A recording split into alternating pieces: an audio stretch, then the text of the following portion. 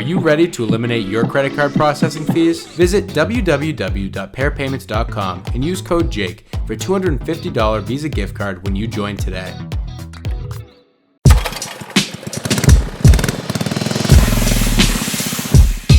Welcome back to Under Pressure. Today, once again, we are very happy to be live and in person. Well, not live, this is recorded, but we're in person at Power Clean, PWNA's event in Orlando, Florida. And I'm very excited to have with us for the first time on the show, Bo Josetti, the president of the PWNA. Nice to have you today, Bo. Good, thank you. Current president, outgoing president after this convention, but yes. All right. And glad to be here with you. I'm glad to have you. And then at this event, we also are lucky to have with us the co-host of the show, Brad Williams. Brad, nice to see you here as well. Yeah, man. It's always fun to be here. It's great to see everyone in person. I usually do these podcasts remote, and it's nice to have you here today so I can ask you some questions and we can have a great podcast. And the first thing I want to talk about today is this event. So we're at Power Clean in Shingle Creek in Orlando, Florida. Can you tell us a little bit about this event for anyone who's not here and is missing the great show? Well, first of all, the venue, right? Is this not like an amazing place in general? It is. I've been here since Sunday. I'll be here until Sunday, and it's a true vacation destination. And the convention space is enormous. There's many other conventions happening here. Right. The one good thing about this event is we're bringing the industry together with it. We've got CETA and the PWNA that have been co-hosting together for years now, but IWCA, UAMCC is represented here, and the concept of bringing the industry together to move the industry forward is clear at this event, and anything that we do as a PWNA anymore, because we travel now to their events as well, the small events, the bigger events, whatever it is, the huge convention. It's not just a slogan. It's for real. Mm-hmm. So if anyone has never been to a PWNA event, what do you tell them? So to anyone in the audience that hasn't been, what do you usually tell people to say, hey, this is an event you need to go to? Well, first of all, we basically have become the educational standard when it comes to technical training. Mm-hmm. You're not going to find better technical training anywhere else. We have the online capabilities.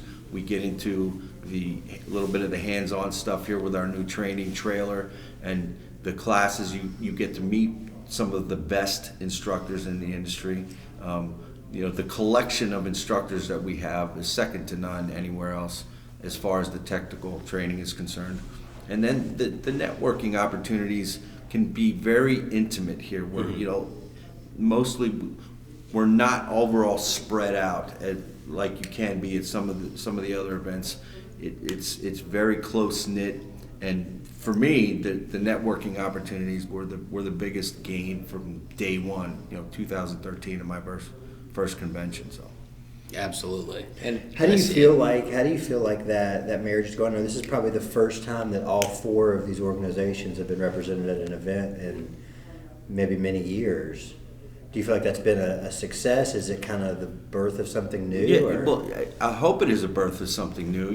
It can get confusing schedule-wise and, communication, because you have, basically four different organizations involved.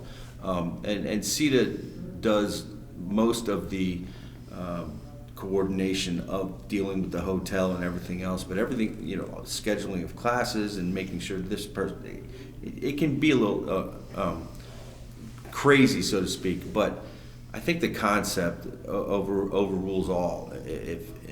And we should be thinking about this moving forward, because the industry needs, the orgs to work together, and the industry needs, standards for cleaning, because an industry without standards is not an industry at all. And I'll always think that. Mm-hmm. But it doesn't matter if you're competing, quote unquote, with other organizations, whether they're non-profit or not, or for-profit, or if they're just associations. Being able to work together in a united fashion is what the industry needs and will need moving forward with some of the issues that we're dealing with now and issues we're going to be dealing with in the future. I'm excited that you brought up issues because we're talking about here a lot of things that you can learn at one of these events. PWNA has put on a fantastic event here with the networking, with the classes, the instruction, with the fantastic vendor hall. It's huge down there. But one of the things you just mentioned was the issues. And being at an event like this, you can really keep your finger on the pulse, not only with what's going on in the business side of the industry, the technical side, but also what's going wrong and what you need to be aware of. So one of the things that I sat in on yesterday was a class that you did with Trudy from Handhandle Pressure Wash Supply. And Trudy was discussing the paint issue. And she had some sample boards and stuff like that. But for anyone who hadn't heard of that, could you explain to us a little bit about what the issue is with the paint? Well, so thank God for Trudy and the time and money she's put into the investigation, let's call it, of the paint issue. Mm-hmm. And the paint issue is a pretty big deal because, certain paints are turning colors with an application of our soaps that we're using in the industry, not just specific to bleach. Mm-hmm. And it's not just specific to one paint manufacturer either, which is important to note here. And, there are dozens of contractors, if not hundreds, that are affected by this, by having to repaint things and insurance claims and everything else. Mm-hmm. And what Trudy's been doing is digging up a lot of the evidence as what is going on and trying to find out what the solution is going to be. And I'm helping her, and I'm helping the industry, or the PWNA is, mm-hmm. To kind of try to do the same thing. And what I've been able to do for the PWNA, for the industry, is make a communication and a relationship with Sherwin-Williams, who is the largest painting manufacturer in the world, and they agree now to work with us and see, okay, what can we do to help solve the problem? Is there another process? They want to do some testing? I'll introduce this probably next week, exactly what's going to happen and how we're going to do it. But we're going to take these cases to them and let them do their due diligence and come back to us with some results. So, how does somebody find out about that process and more information? Within the next couple of weeks, after the dust settles here from convention, I will go on PWNA Friends and Members Facebook, okay. or the Power Washing Facebook group, Power Washers of North America, and I will maybe do a live cast myself. I'm going to create an email with some questionnaires from anybody who runs into this problem.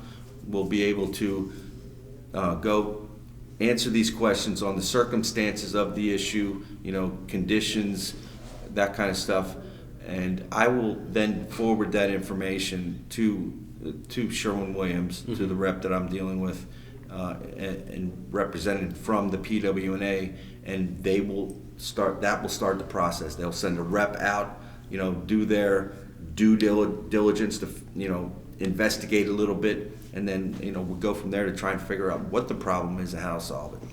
So, and I think that's awesome. Let's say somebody's listening to this and they're like, well, I don't want to get into trouble. Where can I learn about some things to do to try to avoid running into something where I've messed up somebody's paint or discolored somebody's Well, paint? there have been some live videos of Trudy's presentation, okay. Where you go and do very discreet test samples on mm-hmm. different areas to find out if you're going to have this problem, if it's going to react the same way. Basically that is the number one thing to figure out is do that test sample and go from there. So if you're a part of any of these Facebook groups, look for some of Trudy's videos that have been up there and check out her testing process and kind of what to look for and what to do. That way you can develop a protocol, in your business so that you minimize this liability, because nobody wants to be liable for having to repaint Well, the correct. house. I'm dealing with it myself with my own company now. Yeah. So I want to speak to that liability really quickly, because in Trudy's class yesterday, which you can find online, you can reach out to me in Under Pressure Podcast, DM us on any social media platform, and I will connect you with the video so you can see, what the test looked like. But yesterday in the class, Trudy was talking about how you have to do, even if it's a cotton swab, like that size of a test, because you need to cover yourself, you need to cover your butt, because people have been put out of business from this, right? Yeah. I had heard the story yesterday, and you can correct me if I'm wrong, but it sounded like someone had to repaint a couple houses. It was hundreds of thousands of dollars because of this problem that something they're liable for, but it's not their fault, and now they can't run their business. They have to shut down. Has this happened multiple times? Well, this has, and in placing the blame right now necessarily is not the issue. Mm-hmm. It's finding out what the problem is and how to fix it. And what we have to be careful of is placing the blame somewhere where it shouldn't be, maybe. Yeah. But and this is one of the most important things that I teach, or we teach at PWNA in any class. When you are doing any cleaning of any surface, following the recommendations of the manufacturers is the biggest key, because when you can show that you did follow the recommendations of that product, whatever it is, you take a lot of liability away from you based on whatever the results are. And in some cases, that can be proven with this paint thing, because some of the paint manufacturers are recommending the process that we're using. Yep. Yeah. Okay, so that's a big deal. So with this, you have to spot test, right? And then just don't take the job if the paint reacts and changes color, because you were saying yesterday, it doesn't matter if you have a contract. You can have a contract and lay it out and say, hey, it's not my fault if anything goes wrong, but that doesn't hold up, right? It really doesn't. It's not a legal binding contract. There is a situation right now where a guy has it very specific in his contracts. I am not liable, and he ended up washing something, and this happened, and he's getting sued for thousands of dollars. Yeah. Yeah. And that can put you out of business. Yeah, not a place you want to be in. Yeah. So check out some of the videos on the live groups. Connect with you guys on PWA Friends Connect and with me, members. yeah. For future Message me, information. message Trudy, on Facebook. Go to PWNA Friends and Members. After I put together basically an announcement to the industry officially on social media. Trudy's always available, and go to go to Pressure Washing Friends, I think is where a lot of this information is as well. There's a live video that was put up yesterday. Yes, with this, yeah, correct. With the whole And there's class. more than one live video. Yeah. Trudy's done that presentation, and it's not a long presentation. It's very quick and basic, but it could save your butt. Yeah, exactly. Yeah. So I want to shift gears a little bit. Bo, you're the outgoing PWNA president, and I know you've been a part of the organization for a long time, and you're a big proponent of it. Share a little bit about what it's meant for you and your business to be a part of an organization like the PWNA, and because obviously you didn't come into it like, hey, it's a service thing. What you're doing is a service thing. So I think I know you've told me about how it means a lot to you, but tell me a little bit about that. Well, 2013, I went to my first convention, and I went there wanting to learn. I wanted to know what I didn't know, and immediately realized, more than half of the people that come to these events are we call them newbies, or very fresh in the industry. And I was not a newbie when I went to my first convention. And it was clear to me that I had something to give back, and it took a couple of years before I was able to have an opportunity to be on the board. But the biggest thing that you can forget about the education, although the education has, it's just, in the last 10 years, has become premium. Years ago, the education, in my opinion, a lot of it was garbage, and a lot of it still is, like on YouTube and that kind of stuff. But the real opportunity going to any event, I don't care if it's a PWNA, huge, UAMCC, IWCA, whatever it is the networking opportunities. And I say this all the time, meeting other contractors that are not in your market, go into the bar, have a few beers, buy them a drink, you'll get information back and forth that they wouldn't necessarily share with their competitors, but they're sharing it with you because you're on the other side of the country, or you're in another state, and you guys just hit off a relationship. And the relationships that I've developed over the last 10 years are invaluable. I mean, it's one of the best things. Certainly one of the best things I did for my company was just developing the relationships that I now have.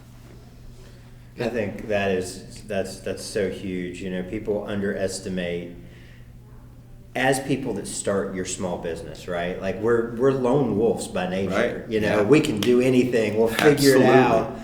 But you really are giving yourself a huge leg up if you'll. and listen, I was soft washing with a pressure washer before I even knew what the term meant. I didn't consider it soft washing, and all of a sudden one day, a buddy of mine who had a company like mine, this was mid 2004 or 5, whatever it was. He's like, you know what they call this, don't you? He had seen something on one of the bulletins back then, and I was never a tech guy, never. I said, what are you talking about? He said, soft washing. I said, okay, I call it cleaning. It's whatever. But here we are.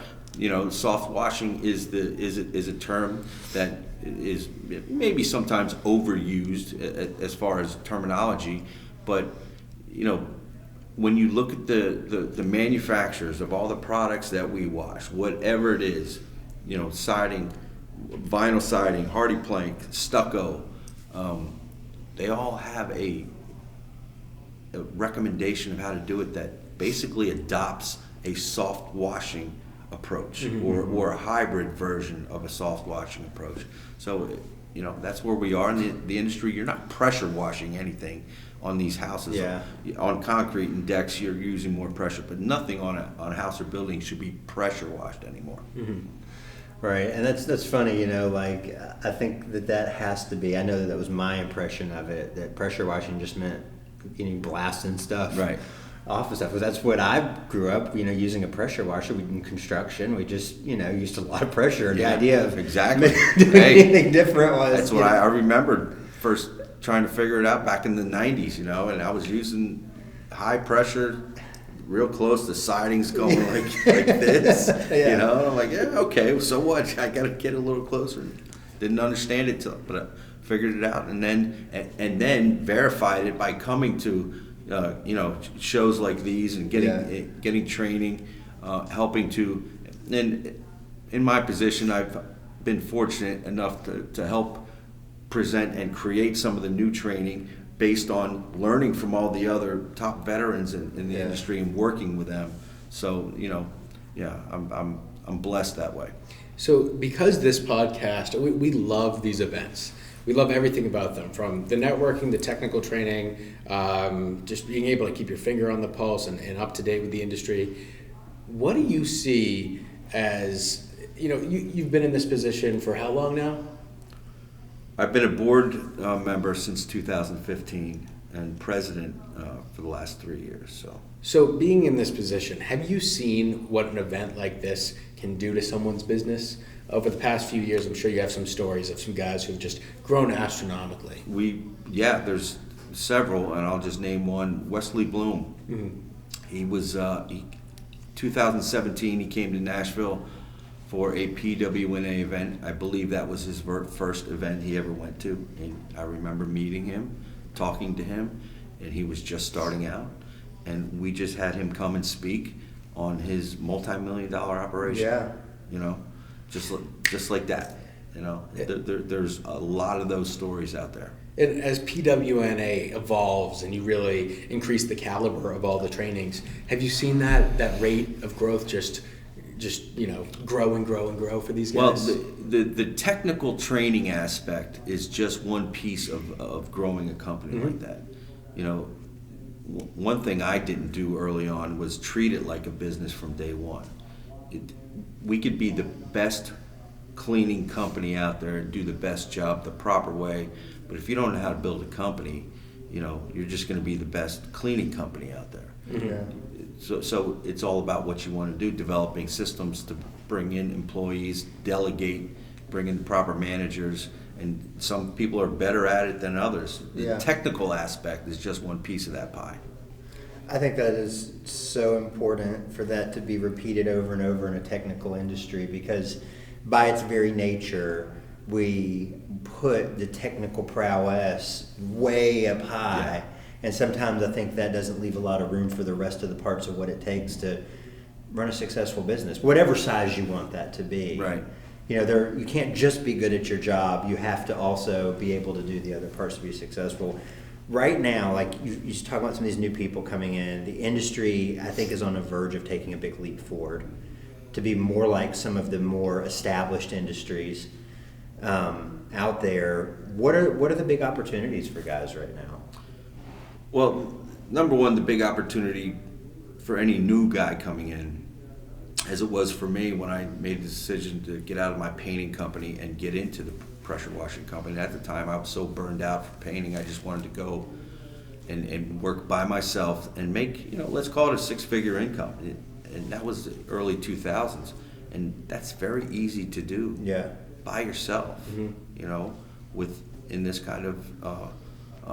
this kind of company or this industry. We're making hundreds of dollars an hour in some cases, by yourself or even with employees. Yeah. So the financial opportunity is great. The industry is still, to me, I'm not going to call it in the embryonic stages anymore, because we certainly have developed and we're starting to get recognized now by, the government agencies. They're, think about all of the vehicles and work trucks out there that are all lettered up with these fancy beautiful wraps, right? My own trucks get recognized anytime I meet anybody. They're like, "Oh, that's your company. I see you everywhere." But everybody else is recognizing too, and the education and government compliance, whether you like it or not, is only going to get more stringent based on more people coming into this industry. And the training is more important. The technical training is going to be more important, especially when it comes to safety or EPA and DOT stuff, because, like it or not, they're out there, and they're going to get you at some point. And if you aren't being compliant, or at least trying to be compliant, you'll have a problem. And what I see as a huge opportunity here is, you mentioned embryonic. Well, it's still a young industry. You're at the point where you have an older generation that might be, leaving the scene, or they've got this big company built now. And I see it as a big opportunity for someone new coming in to ask questions, to learn from the guys that kind of figured it out and came before them, and they can take what they want. But I see, you're building up training, and it's getting better and better. And I just think, to me, it seems like there's a lot more figured out. Well, it might be a young industry. For this next generation, there's a lot of questions that they can have answered. The generation that's coming in now has got it so much easier than my generation, because of all the available training, because of social media. The key is knowing what training is good and what training is not. How do you do that? Okay, you do that by following, the organizations that, like the PWNA, that have hundreds of years of experience between their instructors that have done it trial and error, like me, right? Done it the wrong way, but now we put it together in a platform, in a portfolio of education that really is, again, second to none. And in our case, it's available online. All the classes we teach, with the exception of a couple that we're working on now. And it's so much easier to get that vast knowledge. Now, you still need to go out and make the mistakes and get the hands-on stuff that you'll never get unless you do that. But I wish I would have had the tools that we have now 20 years ago. I think, this, just like you guys were talking about, this industry has this opportunity right now where there's this first generation of people who have done a career in this space and now can mentor the next generation. But it really is up to both parties wanting to work together to benefit from that exchange. I think that's a big opportunity to step forward so that the next generation doesn't have to spend a lot of time relearning all the same mistakes. Right. So I hope that's the type of thing Mm-hmm. that happens here, because I think that in a lot of places that's something that's been lost. That used to be just a way skills were passed on, and I think I think what you guys are doing is helping to facilitate that too. So Yeah, well, that's kind of the mentality and the goal here.